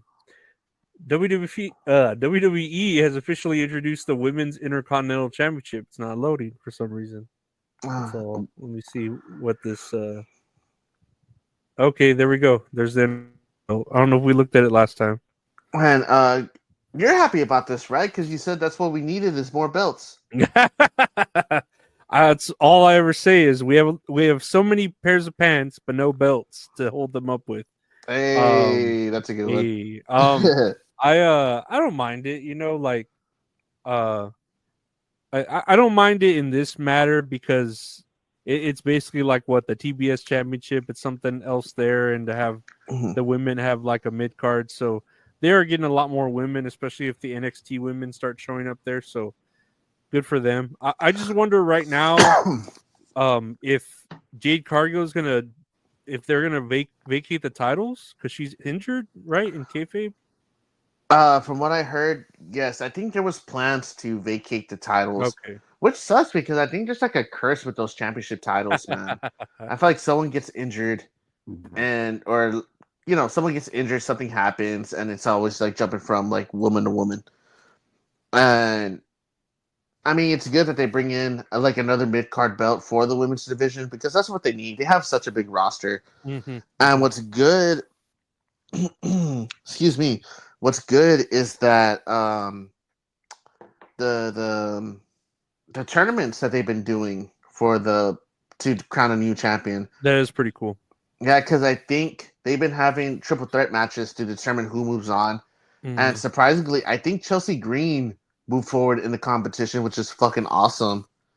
Bailey moved forward. Mia Yim, she's moved forward as well because she's fucking awesome too. And I don't know who the last triple threat match is going to be between, but it's going to be good. I kind of hope it's either Chelsea Green or Michin because they've both been working their asses off and like they put on that really good street fight match. I think it was before like one of the major holidays or something like that. That dumpster match. They had that dumpster match. And that one was like really, really good. And Chelsea Green, I think she needs her flowers because she's just funny. Like she's been working her ass off. Yeah, she's pretty cool. Mm-hmm. Yeah, but do you think who do you think is gonna be crowned? Do you have any idea? I mean, I wouldn't mind Bailey just because I love Bailey. But Bailey should be going up for like a higher championship, even though there's barely any belts or whatever, like for the women. But Chelsea Green, I wouldn't mind either. Chelsea Green is pretty fucking cool. So, I wouldn't mind it. The other ones, like I don't even really know the characters you were saying for the other people other than Chelsea Green and Bailey, but Bailey or Chelsea Green would be cool. I'm trying to see who else is in that other tournament, but I think I'm just looking up porn. I'm just kidding. No, Yeah. Bailey butt pictures. the feet pics. Yeah, no, it's not telling me anything. It's okay. We can just move on to the next story. But I'm hoping for Chelsea Green. Well, either of them, I don't mind. Yeah, Chelsea Green would be cool. That'd be something different. That'd be really Mhm. cool. Speaking of WWE, still, John Cena opens up as the favorite to win the 2025 WWE Royal Rumble per Bet Online. What do you think of John Cena winning the Royal Rumble? Does that make sense? Is it wrong? What do you think about it? Man, I don't know.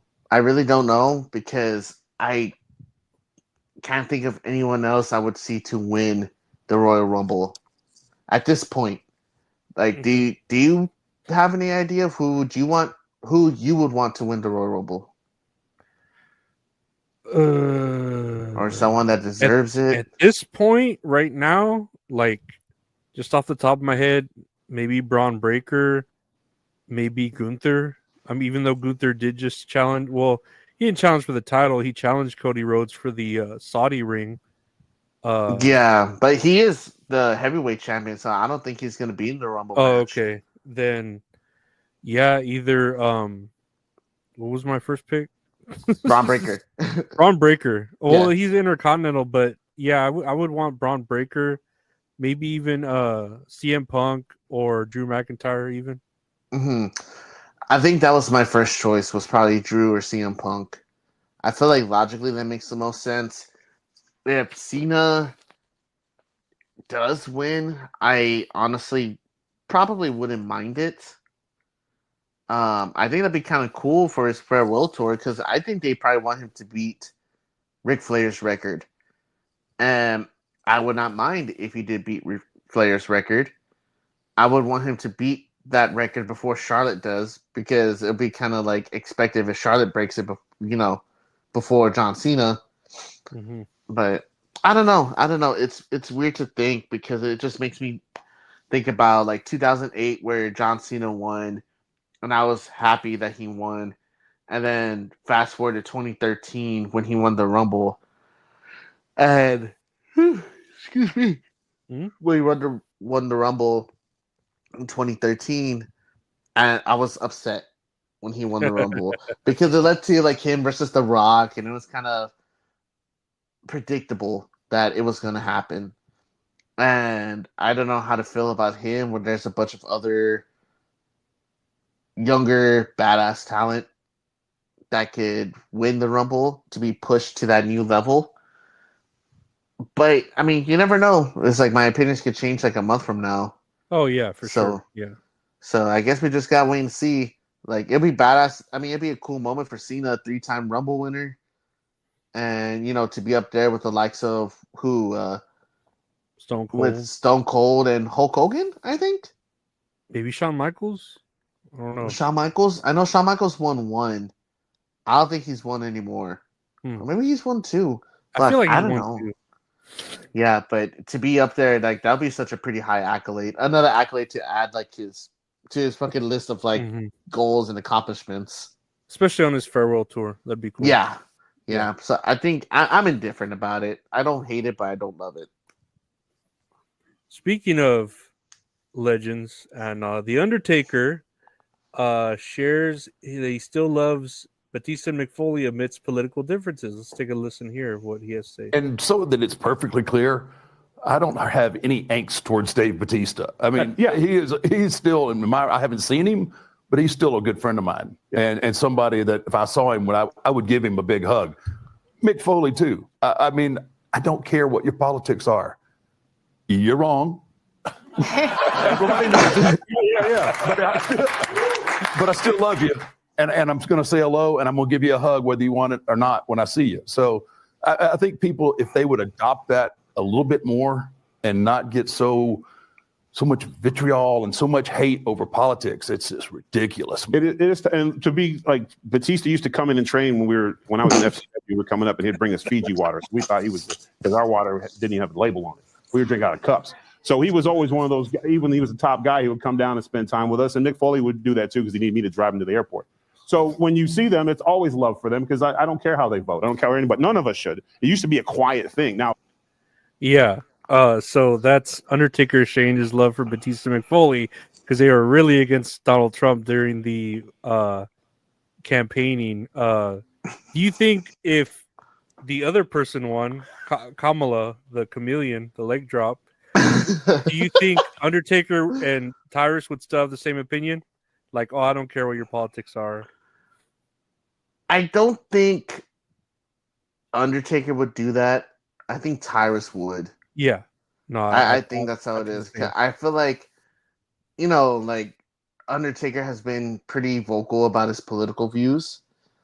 And, excuse me, he's been pretty vocal about his political views.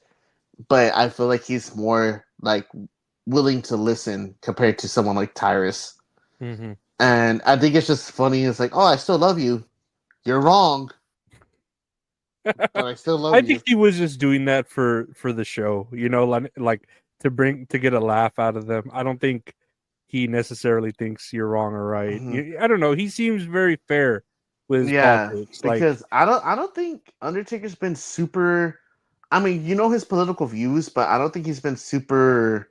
How do you say, like, expressive about it? Yeah, like he wears a personality. shirt. Yeah, he wears the shirts like to support like the military and like police force and everything. And yeah, like the police force does have a bad rap.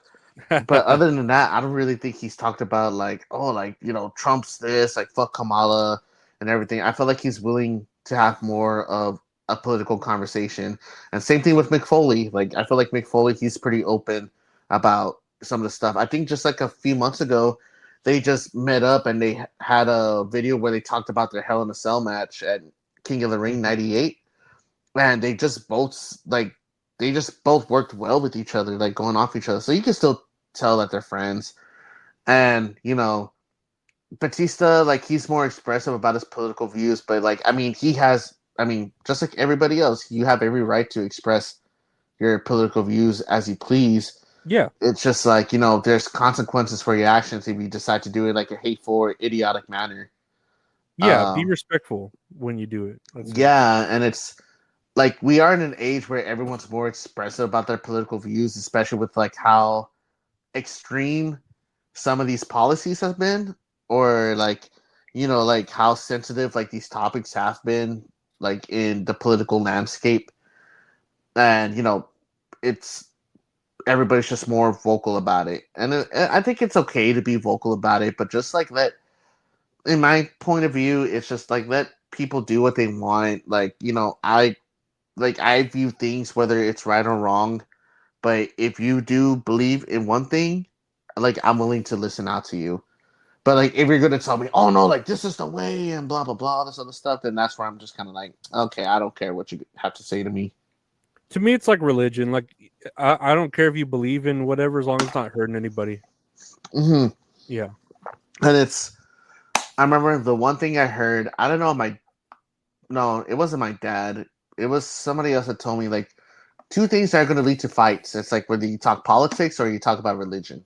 Like those are always going to lead to fights. Mm-hmm. And then someone's like, "Oh, well, you have to talk about that stuff," and it's like, no, so we can talk about sports. Yeah, you want to there's fight a lot about of sports? other things we could talk about that we could relate on, besides those things that are very.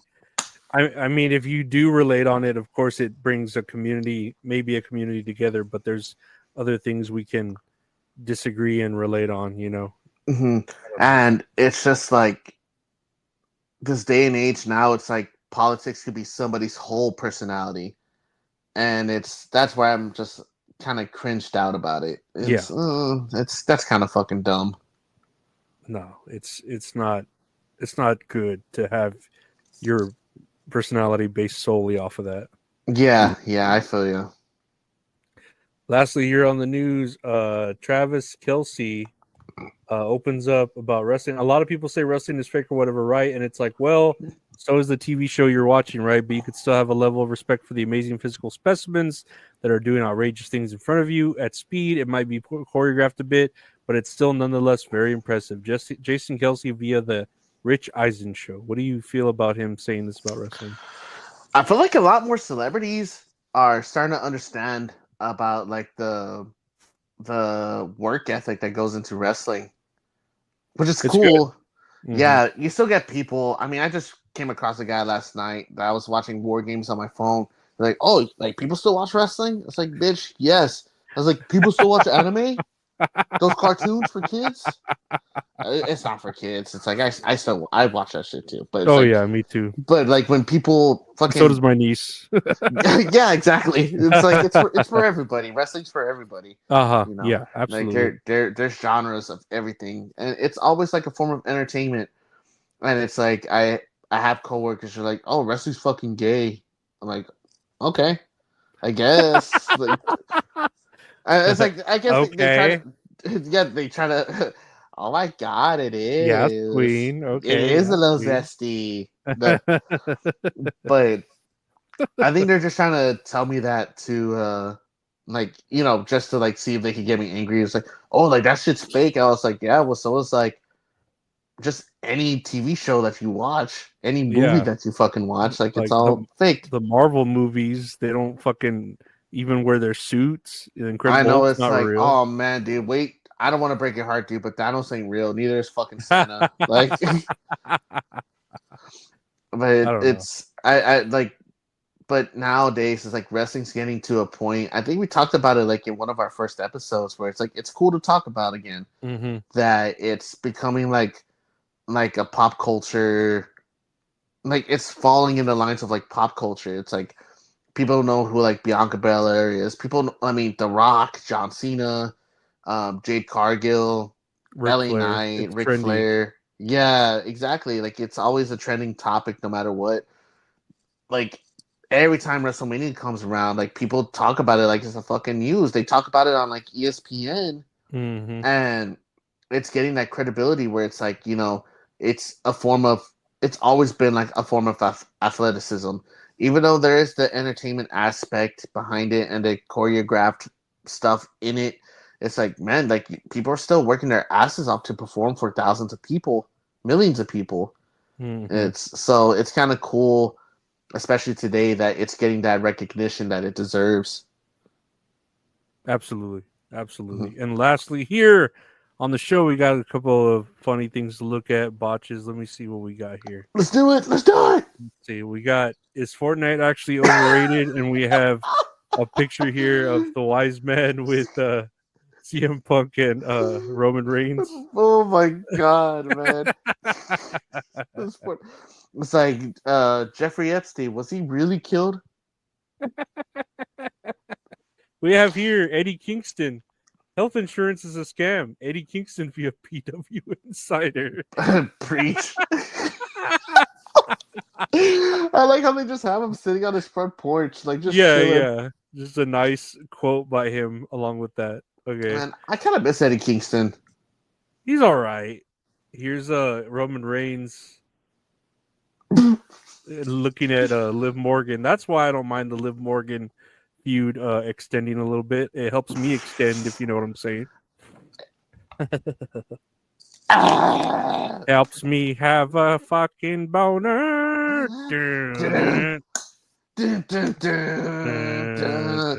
Morgan.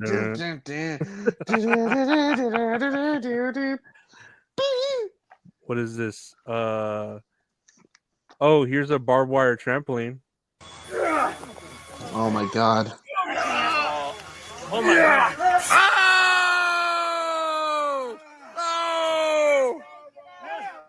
I don't know why you would do a barbed wire trampoline. Man, wait till I tell you about GCW. What's the other one? Combat Zone Wrestling? Oh man, I hate death matches so much. They're not good. Some of them could be okay, but a lot of the times I'm just like, I'm fine. Nope, none of that. What do we have here? Oh, here's Dwayne "The Rock" Johnson says that people should feel free to sing in movie theaters. Here's a picture of Dwayne next to an old school Goomba from Mario. For the Super Mario movie with what was it? John Leguizamo and Bob Hoskins. Yeah, there you go. Oh man, dude, why is he dressed like that? That's crazy. Let me see. I don't know. He just he does have such a tiny head though, right there. Yeah, man. It must be cold outside. Oh, honey, it's cold outside. Lastly, here, when the diagnosis is schizophrenia, but it's okay because you're just a chill guy who hears voices in his heads. Man, dude, let me tell you, man, I kind of love these chill guy memes. Like when they were first coming out, I would send like dozens to Giselle, but I kind of just look at her like this, like just like chill guy face, like the chill guy. But that's the show. I know. Whoa, there's nothing to be chill about. Whoa, I'm not a chill guy at all. That's the show. I want to thank everyone for listening to That's All Kayfabe. We're on every Mondays. You can watch it, like, subscribe, leave a review, all that stuff. Thank you all for listening. Thank the great Gabe for being here. Gabe, what do you want to say to people? You took the words right out of my mouth, man. Just thank y'all for liking, commenting, subscribing, hit that notification bell, leaving us a 5-star rating on Spotify. All that helps out the channel. All right. Well, I want to thank y'all for being here, and we'll see y'all next time with everything we just talked about, but updated to that week of what we have. See y'all later and next week. That's okay. That's all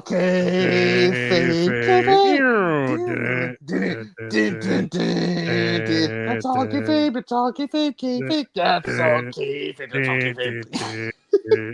Here, guys. Bye, guys.